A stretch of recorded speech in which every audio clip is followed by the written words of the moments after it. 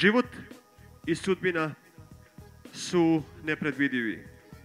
Šta nas čeka, niko od nas ne zna.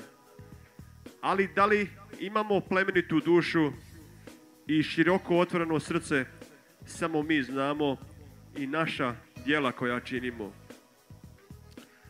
8 djece porodice Čović iz Šturlića, opština Cazin, ostali su sami, prepušteni ljudima dobre volje, plemenite duše, širokog i otvorenog srca. I zato Facebook stranica Krajina u srcu nosimo još jednom otvara svoje srce, a nadamo se iskreno da će neko od vas otvoriti svoje. Naime, u pripremi je humanitarni koncert ovoga mjeseca, juna 15.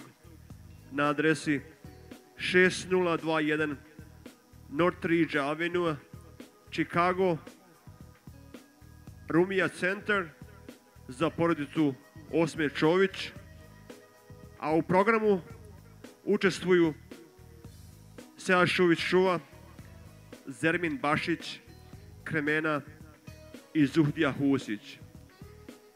Pjevače će pratiti poznati muzičari Miro Band i Samir Melkić. Program počinje u 18 sati, a ulaz je samo $20.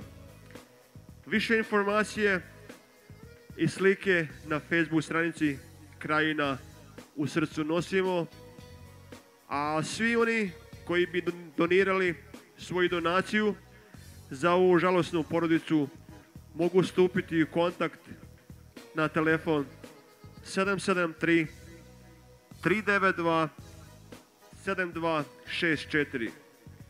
Hvala vam unaprijed ispred organizacije Krajino u srcu te nosimo. Hvala.